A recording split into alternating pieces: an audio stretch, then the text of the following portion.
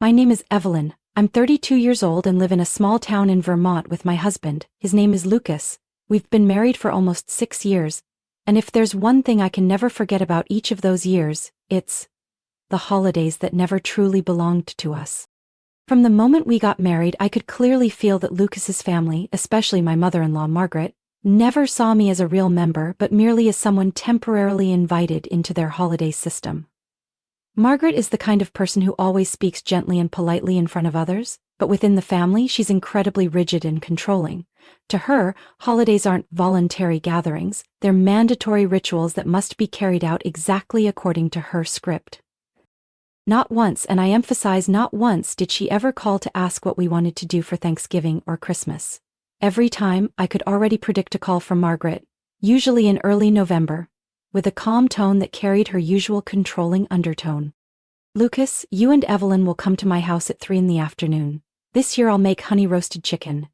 Evelyn can bring those butter cookies from the supermarket. Make sure it's the same kind as last time. The others don't taste good." That sentence was basically a command. She didn't care if we had other plans.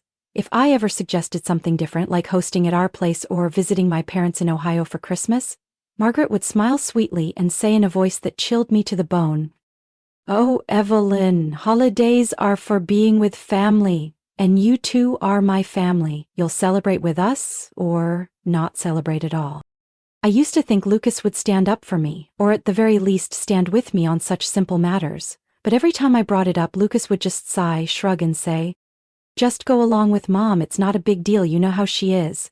Pushing back only makes it worse."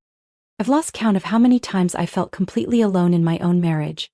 Whether it was Easter or the 4th of July, I always had to rearrange my entire schedule, drive 3 hours to Margaret's house, eat food I would never choose myself, and listen to her retell the same family traditions as if I wasn't part of them. Each time I stayed silent, another layer of disappointment built up inside me. I remember one year my mother, who had been quietly living alone since my father passed away, called to ask if I could visit her for Christmas. I cried when I had to say no because Margaret had finalized the menu back in October. I stopped sharing these feelings with Lucas because every time I did, he only tried to soothe me with tiredness, not understanding. "You're being too sensitive," he'd say, as if wanting to have a say in how I spent the holidays was selfish. I used to tell myself maybe this was just the price of keeping peace in the family, but with each passing year I felt more like a background character in a play Margaret directed, a role without lines, without choices, showing up only when summoned. I don't know what made me put up with it for so long. Maybe it was love for Lucas, maybe it was a fragile hope that he'd change, but this past holiday season made me realize something important. No one gets to control my happiness. Not even someone who claims to be family. This year was the 4th Thanksgiving since I married Lucas. And just like the previous 3, the call from Margaret came right on time, as if she had a special internal clock designed to manage everyone else's life. I was wrapping up a Zoom meeting when my phone rang. Seeing her name on the screen, I took a deep breath before answering. "Evelyn, it's me." Her voice was bright, completely ignoring how tired I sounded. "This year I've decided to do rosemary roasted chicken instead of turkey. It's tastier, lighter, you can bring garlic bread, the packaged kind from Golden Bake. Oh, and slice it ahead of time. I don't want to deal with knives at the table." I frowned. This time she wasn't just telling me to bring something simple. She specifically chose a store-bought item, the kind I'd serve to unexpected guests. As if I wasn't important enough to cook something real. I hesitated, then gathered all my courage to speak. "Margaret, actually, this year Lucas and I were thinking of hosting Thanksgiving at home. We wanted to do something a bit more private." There was silence on the other end for 2 full breaths. Then her voice came back, smooth as velvet but cold as an early November wind. "Evelyn, don't be silly. Family is family. You'll celebrate with us, or not celebrate at all. I trust you understand that by now." I froze. That sentence had been like a tightening chain around my neck for 4 years. And now, it wasn't just a reminder. It was a warning. That evening, I told Lucas what had happened while he was cleaning up the kitchen. I wasn't expecting a rebellion, just a little empathy. Just a little would have been enough. He wiped his hands on a dish towel, sighed, and repeated the same old mantra. "Just let it go, hun, it's only one meal." I stared at him unblinking. Just one meal? One meal where I had no say in the location, no choice in the food, no control over who I sat next to, one meal where my mother-in-law saw me more as a delivery person than a daughter-in-law? That night I couldn't sleep. I lay in the dark, eyes wide open with memories of stolen holidays flashing through my mind like a looped film, and in that silent moment, I remembered something. 2 years ago, Lucas installed security cameras around the house after a nearby break-in. I'd thought it was unnecessary at the time, but he said it was just in case someone showed up without us knowing. And suddenly I remembered. Last Christmas, when Margaret used the excuse of dropping off extra gifts and showed up unannounced in the morning while we were still asleep, I'd seen her walk straight into my home office with her purse in hand. No one said anything, but it had always felt off. I jumped out of bed, tiptoed downstairs, and opened my laptop to access the old camera system. Sure enough, the footage from last year was still there, and just like I remembered, Margaret had gone into my office. But what I saw made my hand tighten around the mouse. She opened a drawer, rifled through my folders, and stopped in front of an envelope that held my personal documents. My work contract, a passport copy, bank details. She looked through them one by one, eyes full of scrutiny. I swallowed hard. She didn't come to drop off gifts, she came to snoop. I don't know what made me keep checking more footage, but I did, and the more I watched, the more puzzle pieces came together. The time she pretended to tidy the kitchen but was actually eavesdropping on one of my work calls. Another time, she suggested I turn down a new project because Lucas needs a wife who can take care of him, not a busy businesswoman. I sat there, frozen in front of the screen, heart pounding. This wasn't about food or holiday venues anymore. This was about control, subtle, ongoing, and relentless. I grabbed my phone and texted Lucas just one line. "Tomorrow, I want to invite your mom over for dinner. But before that, there's something I want to show you." Lucas didn't reply right away. 10 minutes later, he came downstairs, hair still messy, voice groggy from a late nap. "You want to invite Mom for dinner? Tomorrow night?" I nodded. "And your dad?" "Richard. I think it's time." Lucas frowned, eyes wary. "What's going on, Evelyn?" I didn't answer. I turned the laptop toward him and played the footage from last Christmas. The screen lit up with the image of Margaret tiptoeing into my office, looking around like she didn't want to be seen. Then she bent down to open the drawer. Lucas sank down next to me, eyes wide open. He couldn't speak as he watched his mother go through each of my personal documents. When the video ended, the room fell into a heavy, stifling silence. "Why didn't you show me this sooner?" Lucas's voice was low, almost a whisper. I looked at him, my eyes brimming with tears. "Because I wasn't sure if you'd believe me." Lucas lowered his head. He didn't have to say a word. His silence was the clearest answer. The next evening, our small house was tidier than usual. I set candles on the table and prepared a simple but proper dinner. Lemon roasted chicken, mashed potatoes, steamed vegetables, and apple pie. Margaret and Richard arrived right at 6 o'clock. She wore a plum-colored silk robe, her hair neatly pinned up, and her signature bold red lipstick. Stepping into the house, she smiled at me as if the phone call from a few days ago had never happened. "Ellen, the atmosphere is so cozy. I knew you wouldn't let petty things affect the family." I smiled back. "Of course, Margaret. Tonight is a special evening." We sat down to eat, making small talk about the weather, work, and random stories I couldn't even recall afterward. Richard was mostly silent, only nodding or giving a faint smile when appropriate. After dessert, I stood up, poured more tea for everyone, and set the laptop on the table. "Before we wrap up dinner, I have a small gift to share." Margaret tilted her head, eyes wary. "A gift? On Thanksgiving?" I pressed play on the video. The first footage was from the security camera on Christmas, her rummaging through my office. Then came neatly edited clips, each with clear date and time captions. Margaret telling me, "Don't dream about being a director, women should know their place." Or secretly listening to one of my calls and later repeating information I'd never shared with her. Richard during a family gathering, making a prejudiced remark about one of my Asian friends. "I don't trust people who can't pronounce the letter R." And finally, the last clip was audio from a car recording, automatically saved by my car's Bluetooth system, when I accidentally left the mic on during a ride with Margaret. Her voice was crystal clear. Lucas is so naive. I don't think this marriage will last. Give it 6 more months, he'll realize Evelyn isn't the right kind of woman. A real wife doesn't outshine her husband like that. Margaret shot up from her chair as the audio ended, her face pale as paper. You recorded me? I looked up at her, calmly meeting her gaze. No. My car records audio automatically when connected to Bluetooth. My brother installed it for safety in case of accidents. But, turns out, it came in handy another way. Lucas sat still, no longer a trace of doubt in his eyes. Mom? Everything I ever suspected is now crystal clear. Margaret shook her head, her voice rising. What are you two doing? Exposing the family to each other? Is this some kind of revenge, Evelyn? I gently clenched my hand on the table. This isn't revenge. This is truth. And truth needs to be seen. Richard turned to Margaret and gave a subtle shake of the head, as if for the first time even he had grown tired. Margaret remained standing, her hands trembling, her eyes shifting from anger to confusion. Lucas, you can't possibly take her side. Lucas looked at her, his voice steady and clear. It's not about taking sides, Mom.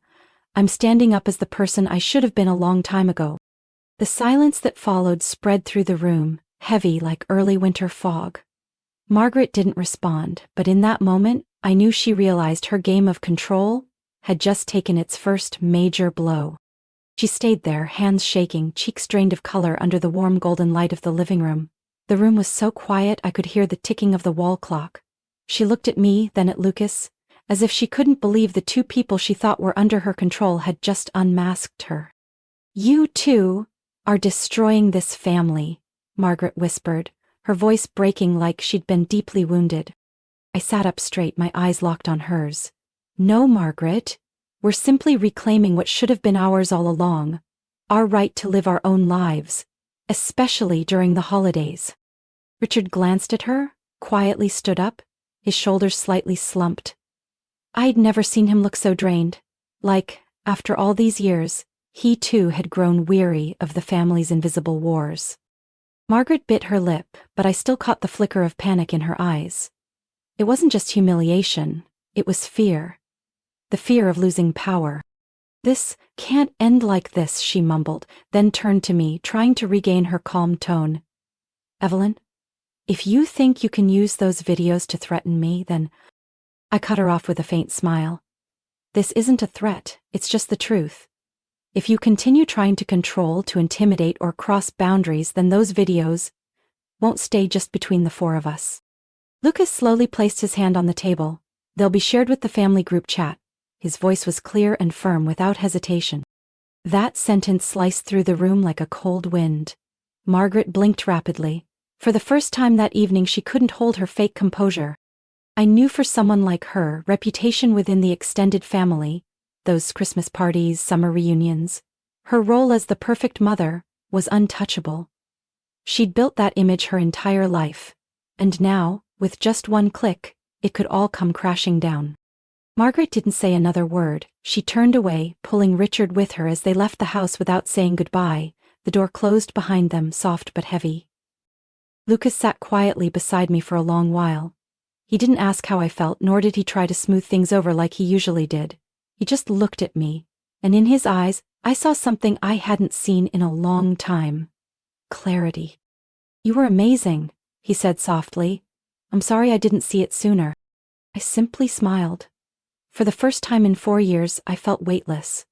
But I also knew this wasn't the end. With Margaret, silence rarely meant surrender. It meant preparation. And I was right. 3 days later, the family group chat began buzzing. Uncle Paul sent a random message asking, "Is something going on with Margaret? She seems really tense." Then Aunt Laura chimed in. "I just got off the phone with her. It sounded like something big is happening, but she won't say what." I held my phone, breathing slowly. The last message came from Amanda, Lucas's cousin. "Just tell us the truth, Lucas. Is Evelyn forcing you? Aunt Margaret says you've completely changed, that you're not yourself anymore." I bit my lip and handed the phone to Lucas. He read it, expressionless, then calmly set the phone down. "She's moved on to her next act," he said. "From personal power to public power." I understood immediately. If she couldn't control us privately, Margaret would use the entire family to apply pressure. She'd become the victim, the mother heartbroken by a selfish son and daughter-in-law. And for those who had never seen her darker side, they'd believe her. I sat down, resting my chin on my hand. So what do we do now? Lucas looked at me, surprisingly calm. We do nothing, no justifying, no reacting. Let her craft her story. The more she talks, the more cracks will show. I nodded, but deep down I knew Margaret wasn't going to stop because of one warning. She didn't believe she'd lost, at least, not in her own mind. And I, Evelyn, was ready to go the distance. Not because I wanted a war, but because some things, once reclaimed, can never be surrendered again. I knew Margaret wouldn't stay quiet for long. She was never one to accept defeat, especially not to a daughter-in-law she'd always considered an inconvenient outsider.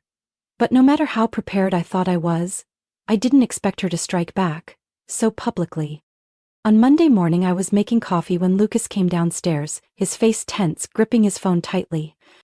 "You need to see this," he said, his voice low. I wiped my hands and took the phone. Margaret's personal Facebook page appeared, and right at the top was a post as long as a novel.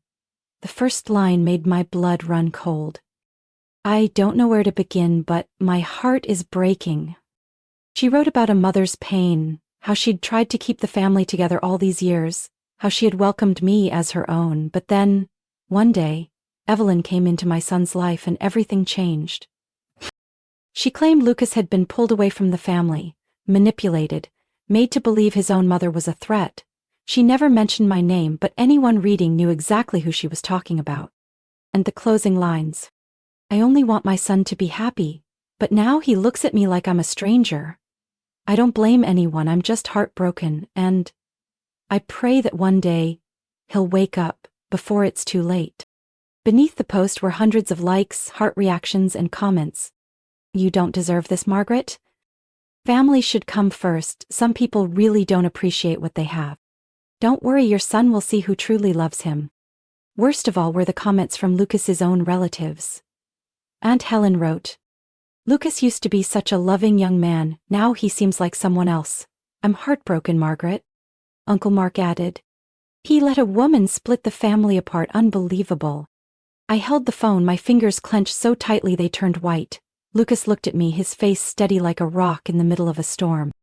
"Do you want me to write something?" he asked. I shook my head. "No, if we respond she'll just use that as fuel. Let her run with it." But deep down I knew this silence wasn't easy. That day Lucas's phone wouldn't stop ringing. Relatives called, texted, asked questions nonstop. Some were genuinely concerned, but others were clearly just looking to stir the pot. A few stayed neutral, but most stood firmly with Margaret. I saw the exhaustion in Lucas. It wasn't from the words themselves, but from the disappointment. The people he once trusted, the ones who used to pat him on the back at family gatherings, now so quick to turn their backs after one emotional post.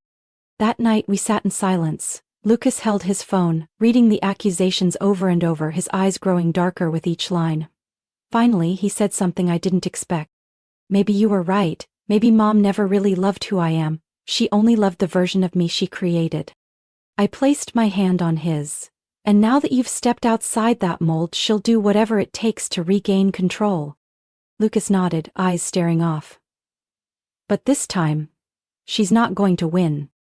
The next morning, Lucas posted a short message on Facebook. No long explanations, no attacks, no complaints. "I know there are a lot of things being said right now.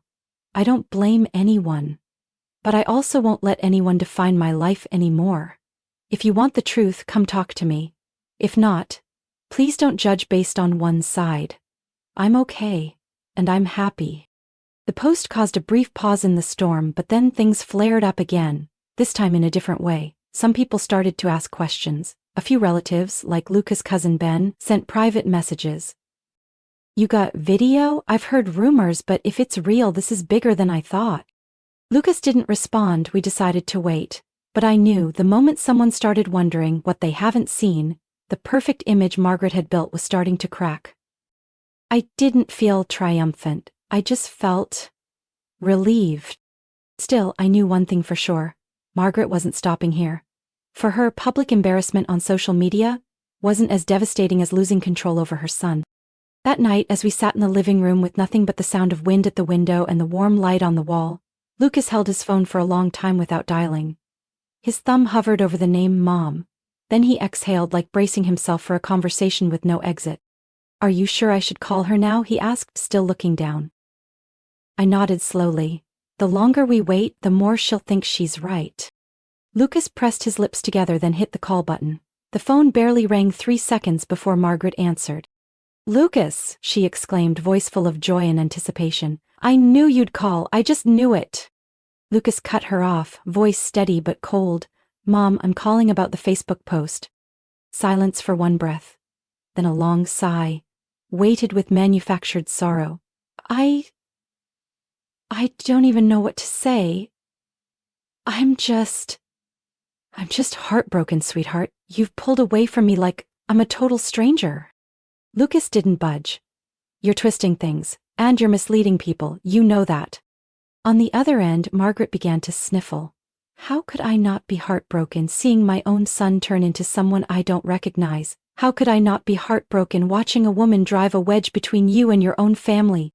That's enough, Mom, Lucas said firmly. I don't want to hear any more blame. Take the post down right now. There was a pause, then her voice shifted. No more trembling, no more sadness. Just a tone that was cold, precise, and dangerously sharp. Lucas, she said slowly, each word slicing through the air. If this is the path you truly want to take, I won't stop you. But don't expect to turn back once it's too late. Lucas gripped the phone tighter. I'm not choosing a path. I'm protecting my family. Evelyn and I deserve freedom. Margaret laughed, short and dry. Freedom or manipulation? You're not my son anymore. You're just a shadow Evelyn created. Lucas closed his eyes for a moment, then spoke in a voice so calm it was unsettling. If you want to keep any respect from me, take the post down. Today. A heavy silence hung in the air. Then finally Margaret responded with a tone that sounded like a recycled script. Then, I'll see you at Christmas. Or never. Click. Lucas stared at the dark screen, his hands still clenched around the phone. I walked over and sat beside him, gently placing my hand on his shoulder. You okay? He nodded, though his eyes still stung. I think. Part of me was still hoping she'd listen. I didn't know what to say. I just held his hand tighter. It wasn't anger we felt. It was sadness. The kind that comes from realizing someone who raised you can't accept the person you've become. That night, Lucas couldn't sleep. He lay facing away from me, the glow of his phone flickering now and then. I knew he was reading comments, texts from family, messages of sympathy for a hurt mother, and judgmental glances cast toward him and me, the woman blamed for everything that had fallen apart. When I thought he would retreat into silence like before, he turned toward me, gazed at me for a long moment. I won't let you go through this alone, he whispered. Not this time. I nodded softly, because I knew he had changed. He wasn't the same Lucas who used to give in so easily to his mother's voice. He was a man now, standing tall, defending the home we built, even if it meant going against his own blood. The next morning, Margaret's post was still up, but underneath it, some comments had started to shift. Margaret, sorry, but something doesn't add up. I don't know the full story, but saying Evelyn brainwashed Lucas feels like a stretch.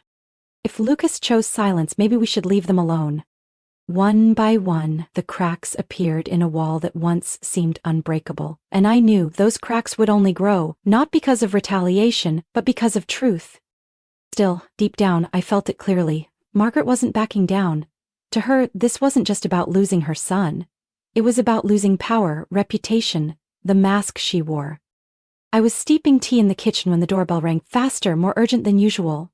Through the peephole, I saw 2 uniformed police officers on the doorstep. My heart pounded, unease creeping into every breath. I opened the door, trying to keep my voice calm. Good morning, officers. Is everything okay? One of them spoke, polite but firm.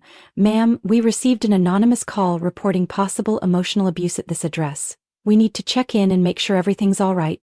I stood frozen, cold air slipping through the open door, though I couldn't feel it anymore. Excuse me? Emotional abuse?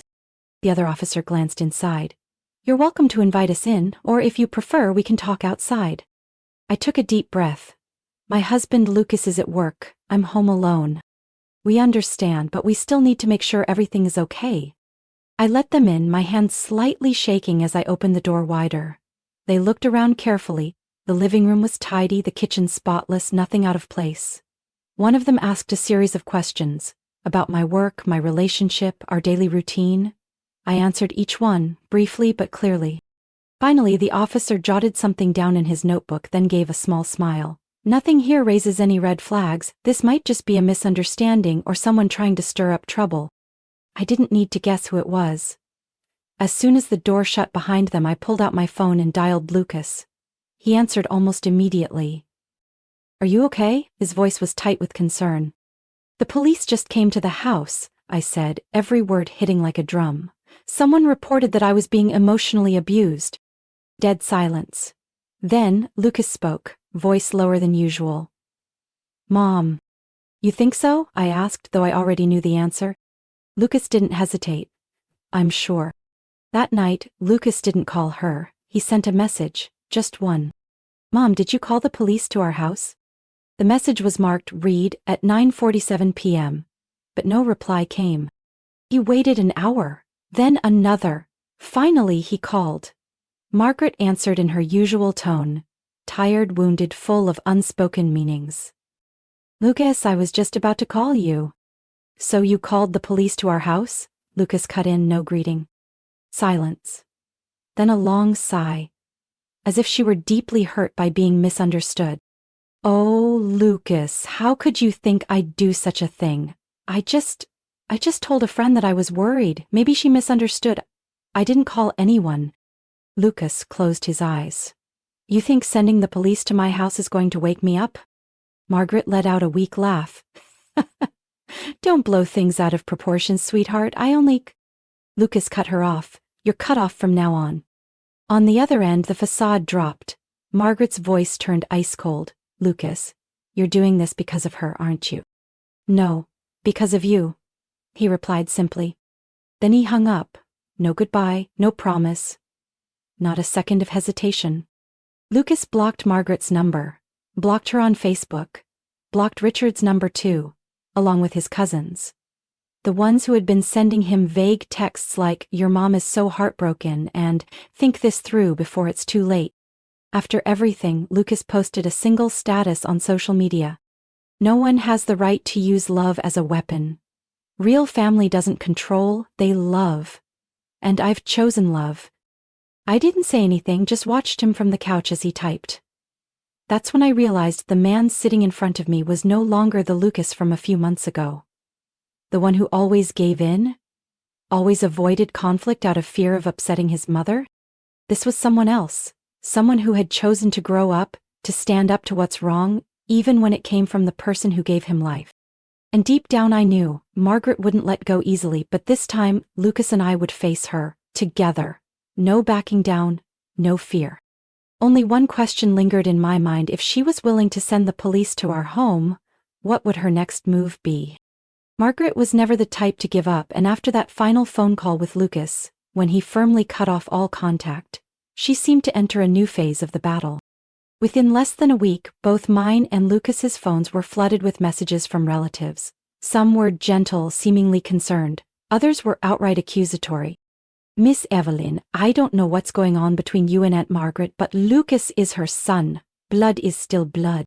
Lucas, your mom called me crying. She said you don't see her as your mother anymore. Is that true? Don't let something small destroy a whole family. She's really devastated right now." Even an old college friend of Lucas, someone not connected to the family at all, sent a message. "I don't know what happened, but your mom messaged me yesterday. Said she's afraid she might do something drastic." I read those words in disbelief. Margaret was reaching out to people outside the family, crafting an image of herself as the ultimate victim, abandoned by her son because of a cold, ambitious woman who disrespects everyone. Lucas said nothing. He didn't respond to anyone, not a single explanation. He told me silence is what scares her the most. But Margaret didn't stop. When messages, calls, and pressure from family failed to sway Lucas, she moved on to more dramatic and public actions. On Friday morning, while Lucas was in a meeting at work, I got a message from his coworker, Mark, the head of the tech department. "Evelyn, something strange. A woman came in crying at the front desk, says she's Lucas's mother, refuses to leave until she sees him." I froze, my heart skipping. It's her, I whispered, even though no one was around to hear. Mark texted again, she's causing a scene. We've called security but Lucas doesn't know yet. I called Lucas. He picked up after 3 rings, his voice calm but tight. Hey? Lucas, your mom came to your office, I said quickly. She's crying and making a scene at the front desk. Silence. Then a soft sigh, like he'd been expecting this moment all along. I'll handle it. Less than an hour later, I got a new message from Lucas. I talked to her, she cried, begged, then blamed, said you've poisoned me, but I didn't let her twist it this time. I've protected her all my life. Now it's time to protect you, and protect myself. That evening, Lucas came home later than usual. He walked in, took off his coat, said nothing, but in his eyes, there was no anger, no sadness, just calm, like after years of bracing, he had finally let go. What did you say to her? I asked, sitting beside him. Lucas looked at me, then answered slowly. I told her this was the last time, that if she ever comes to me again, contacts my friends, my coworkers, or anyone around me to apply pressure, I'll make everything public, all of it. I nodded, gently squeezing his hand. How did she react? Tears at first, then accusations, finally silence, but not the kind that accepts defeat, the kind that plans the next move. Lucas stood up, looking me straight in the eyes. I know she won't stop, but we have to end this game, not let it drag on another minute. I looked at him, my heart tight, not with fear, but with emotion. The man standing before me wasn't just my husband. He was someone who had chosen to step out of the shadow of a toxic relationship and to choose what was right, even if it meant turning away from the person who raised him. Lucas opened his phone, went to his contacts. He deleted every number connected to Margaret, unfriended, blocked. Then he turned to me and said softly, "This is the first time in my life I've chosen to end something, and for the first time I feel free." I smiled and wrapped my arms around him. Outside, the sky darkened, hinting at a coming storm. But inside our little house, between Lucas and me, was a rare silence, not of fear, but of peace, after years of enduring. Even though I knew, with Margaret, this wasn't the end. But for us, it was the start of a new chapter, where our voices would no longer be drowned out, and the holidays would belong to us, not her. Lucas decided to host a family meeting on a Saturday afternoon, right in the house that, for years, we'd only been allowed to call ours in name. For the first time, I saw him take the initiative to invite everyone involved. Not to explain, not to make peace, but to make things clear. Once and for all. He sent a message to each person, Saturday, 3 p.m., at my home, it's about the family, important. No rambling, no justifications, but enough to spark curiosity and get those who had sided with Margaret to show up. And as Lucas predicted, they came. All of them. Aunt Helen, who had publicly criticized us. Cousin Thomas, who never spoke up but frequently shared Margaret's posts. Even Richard, who always stayed neutral, never taking a stand. And finally, Margaret. She entered the house with her usual air of pride, as if she still controlled the situation. Her lips curved into a polite smile, but her eyes glanced over me with icy indifference. She sat on the living room sofa, crossed her legs, folded her arms. "Lucas, you invited the whole family. I hope this is about reconciliation." Lucas stood at the center of the room, his back straight, voice steady.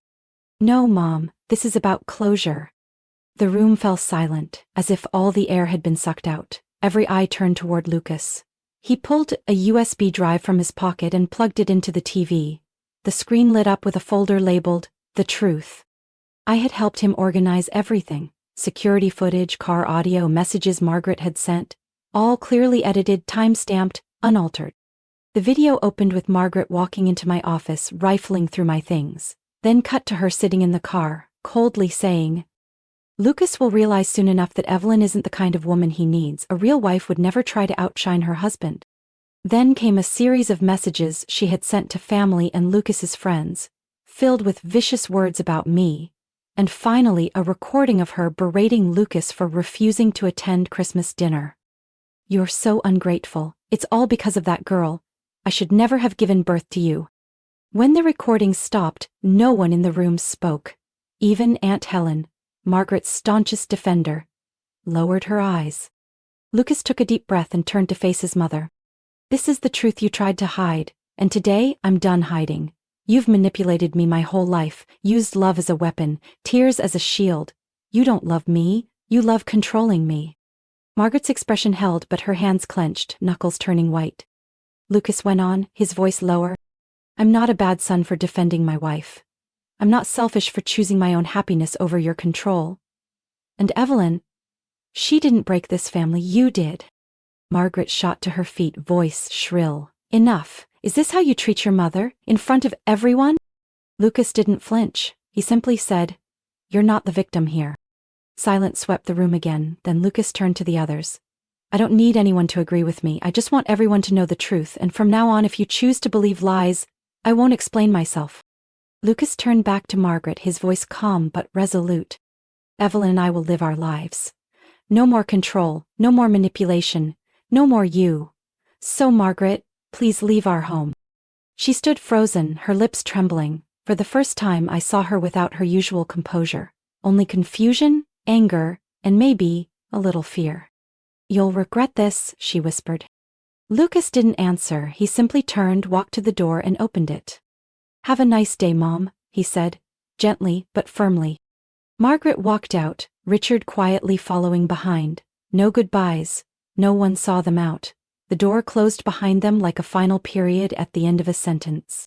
I looked at Lucas, my heart still pounding in my chest. He turned to me, tension still in his eyes, but his voice had softened. "We did it." I nodded, no words needed, because in that moment I knew. The years-long battle had finally come to an end. After that family meeting, neither of us said it out loud, but we both understood that a new chapter had truly begun. The next morning, Lucas's inbox was flooded with messages. A few relatives apologized for jumping to conclusions. Some remained silent, as if waiting to see which way the wind would blow. And then a familiar name appeared again, Margaret. She sent an email titled simply, "Just a Heartbroken Mother." I didn't read it, but Lucas did. Inside she poured out heavy words of blame and regret. "I never expected you to expose me like that in front of the whole family. You've taken everything from me, Lucas, love, respect, and the image I had in their eyes. Can you sleep at night knowing that?" She claimed all she ever wanted was reconciliation, that I had blinded him, and that one day, when Evelyn leaves, you'll realize who truly loved you. At the end of the email was one line that made Lucas frown. "I'll always wait for you to come back, whether it's Christmas or any holiday. The door to this house is always open, but if you choose to close it forever, I can only pray you don't regret it." Lucas simply scrolled down quietly, without replying. Then he muted notifications from her inbox. Not out of anger, but because he had decided not to live under guilt imposed by someone else anymore. Since then, a new email came every week. Sometimes she wrote about Richard's health, other times about how lonely she felt, and occasionally, just one line. "Lucas, I miss you." But Lucas never responded, not once. Then, the holiday season crept closer. The first Thanksgiving we didn't get a commanding phone call telling us what dish to bring or what time to arrive. A strange feeling filled the quiet corners of the house. But strange in a surprisingly peaceful way. We didn't do anything extravagant, not to celebrate our freedom, but simply because, for once, we could breathe. We roasted chicken instead of turkey, made salad using a recipe I'd learned from my mother, and drank hot cocoa on the porch while soft music played in the background. No one knocked on the door, no phones rang in the middle of dinner, no judgmental glances at the food, no passive-aggressive sighs. Just Lucas and me, and a quiet space we once thought we'd never have. That night, Lucas looked at me, something soft in his eyes. "I used to think holidays were an obligation," he said. "Doing what's right, going where you're told, seeing who you're expected to see. But turns out, the real meaning of a holiday is being able to choose how to enjoy it, without asking permission." I held his hand and smiled. "For the first time in my life, I'm not anxious thinking about December." Lucas nodded. "And I promise, from now on, every year we'll create our own traditions, not for anyone else, just for us." In the days that followed, as snow began to fall heavier, we decorated a small tree in the corner of our living room. No flashy ornaments, nothing fancy, just handmade pieces I crafted myself. Lucas hung a wooden star on the highest branch, and on the back I had carved a small phrase: "A place where no one controls us is home." We received a few cards from friends, a few holiday wishes from relatives, but no texts, no calls from Margaret. Maybe she was tired, maybe she was planning something new, but to us that silence was a gift, the gift of peace. In the end, peace isn't a victory marked by fireworks and applause.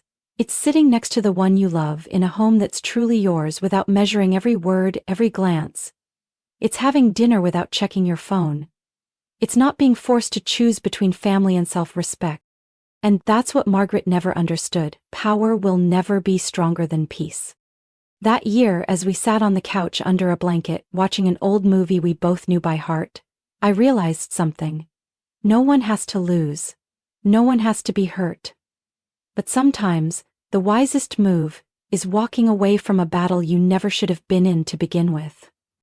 I rested my head on Lucas's shoulder. He squeezed my hand.